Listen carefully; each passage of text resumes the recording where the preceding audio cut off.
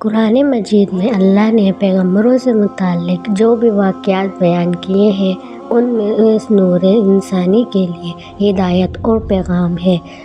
کوئی واقعہ بھی مفہوم اور معنی سے خالی نہیں۔ ان میں ایک مشہور معروف واقعہ اللہ کے پیغمبر حضرت موسیٰ علیہ السلام کا حضرت خضر علیہ السلام سے ملاقات کا ہے، جسے سورہ کہف میں تفصیل سے بیان کیا ہے۔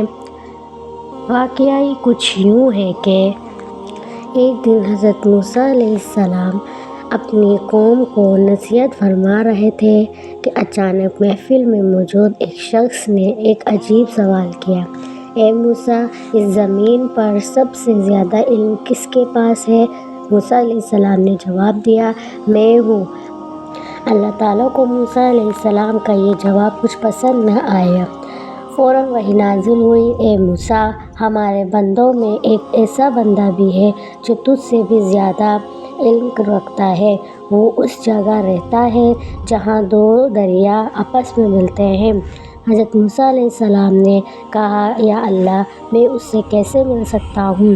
اللہ تعالیٰ نے فرمایا: ایک پکی ہوئی مچھلی اور اسے ٹوکری میں رکھ کر جہاں تم وہ مچھلی گم کر دو گے وہیں تمہیں وہ تمہارا خاص بندہ ملے گا۔ حضرت موسیٰ علیہ السلام نے فوراً سفر کی تیاری کی اور اپنے ایک خلیفہ یوشع بن نون کو لے کر اس شخص کی تلاش میں نکل پڑے۔ پھر چلتے چلتے جب ایک دریا کے ساحل پر پہنچے تو آرام کرنے کے لیے لیٹ گئے۔ حضرت موسیٰ کو نیند آ گئی کہ اچانک وہ مچھلی تڑپنے لگی اور اچھلتی ہوئی اس دریا میں گر گئی۔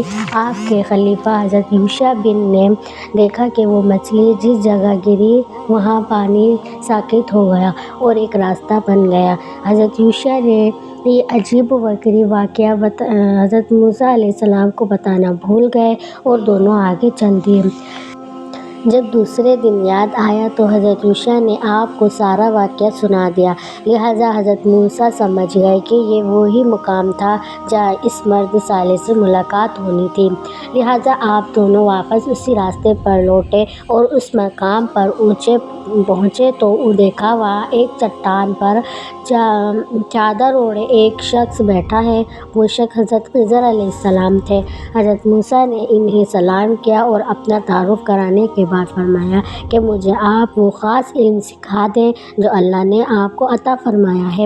حضرت خضر علیہ السلام نے کہا: اے موسیٰ، یہ ممکن نہیں کیونکہ آپ صبر نہیں کر پائیں گے۔ لیکن حضرت موسیٰ علیہ السلام نے اصرار کیا اور کہا: انشاءاللہ آپ مجھے صبر کرنے والا پائیں گے۔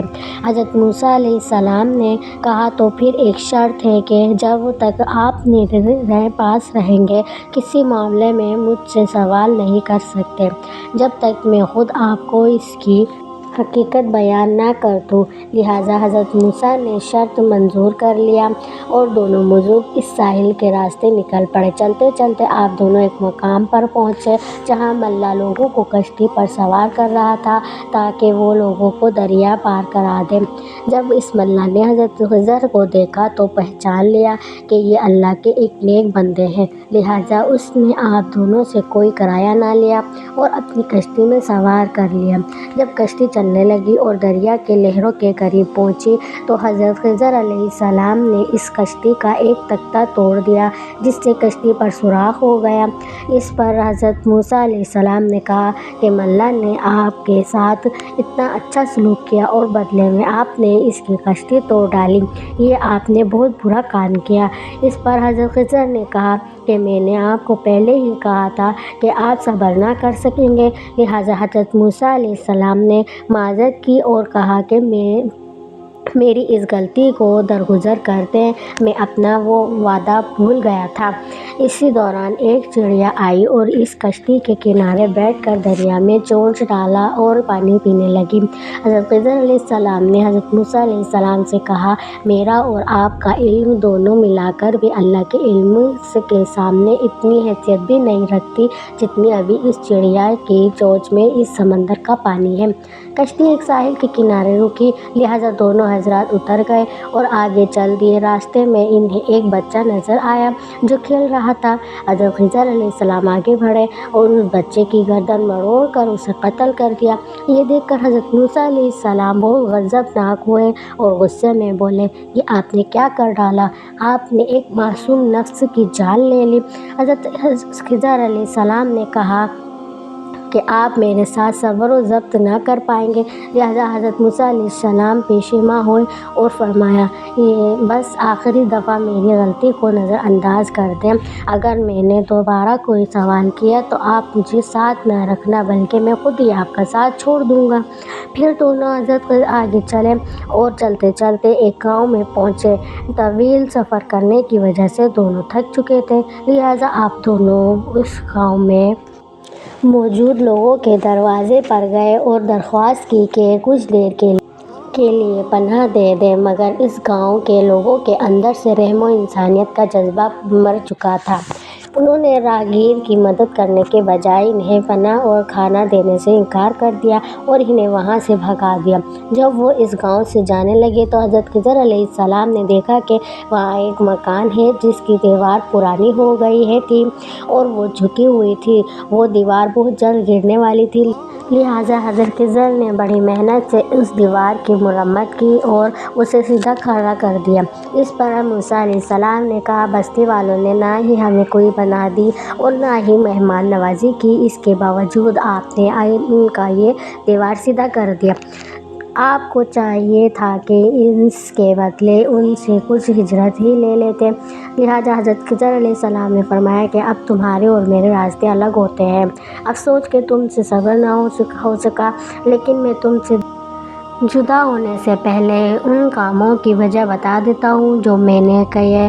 اس کشتی کو توڑنے کی وجہ یہ تھی کہ وہ ملاح اپنی کشتی لے کر ایسی جگہ پر سے گزرنے والا تھا جہاں ایک ظالم بادشاہ کی حکومت ہے۔ وہ ان علاقوں سے گزرنے والی کشتیوں کو ضبط کر لیتا ہے۔ جب وہ اس کشتی سے گزرے تو اس کشتی میں نقص ہونے کی وجہ سے وہ بادشاہ ان سے کشتی نہ چھینے گا اور انہیں چھوڑ دے گا۔ اس طرح اس غریب ملاح کا روزگار بچ جائے گا اور وہ بچہ جسے میں نے قتل کیا تھا وہ بڑا ہو کر ایک بدکار شخص بننے والا تھا جو کفر اور سرکشی کرتا اور اپنے ماں باپ کے لیے آفت بن جاتا۔ لہٰذا بحکم الہی میں اسے قتل کر دیا تاکہ اس کے ماں باپ اس کے قتل فتنے سے محفوظ ہو جائیں، اور اب اللہ انہیں ایک نیک اور صالح اولاد سے نوازے گا۔ وہ یوں دیوار جس کی میں نے مرمت کی، اس دیوار کے نیچے ایک خزانہ دفن ہے جو 2 یتیم بچوں کی وراثت ہے اور جسے اس کے ماں باپ نے دفن کیا تھا۔ اگر وہ دیوار گر جاتی تو اس بستی کے لوگ وہ خزانہ لے لیتے، مگر اب وہ خزانہ محفوظ ہے اور جب وہ یتیم بچے جوان ہوں گے تو وہ خزانہ انہیں مل جائے گا۔ یہ سارے کام میں نے خود اپنی مرضی سے نہیں کیے بلکہ یہ اللہ کا حکم تھا جس پر تم صبر نہ کر سکے۔ وہ یہ خاص علم تھا جس کو علم لدنی کہا جاتا ہے، جو حضرت خضر علیہ السلام کو اللہ کی طرف سے عطا کی گئی تھی۔ اس واقعے سے پتہ چلتا ہے کہ انسان کی جو ظاہری نگاہ دیکھتی ہے وہ اس سے اپنی مرضی کے نتائج عکس کرتا ہے۔ در حقیقت کائنات کی ہر چیز میں اللہ کی وہ مصلحت کا فرمان ہوتی ہے جو انسان کی سمجھ سے بالاتر ہے، اور اللہ کے ظاہر کام میں بہتری کا کوئی نہ کوئی پہلو چھپا ہوتا ہے۔ اس لیے جو بھی معاملہ پیش آئے انہیں اللہ کی رضا پر راضی رہنا چاہیے اور صبر و شکر کرنا چاہیے۔ تو گائز آپ کو میری آج کی ویڈیو کیسی لگے؟ اگر ویڈیو پسند آئی ہے تو کمنٹ میں ضرور بتائیے گا، اور آپ میری ویڈیو کہاں سے دیکھ رہے ہیں مجھے یہ بھی بتائیے گا کمنٹ میں، اور جاتے جاتے بیل آئیکن کو دبائیے گا، سبسکرائب کیجیے گا۔ بہت بہت شکریہ۔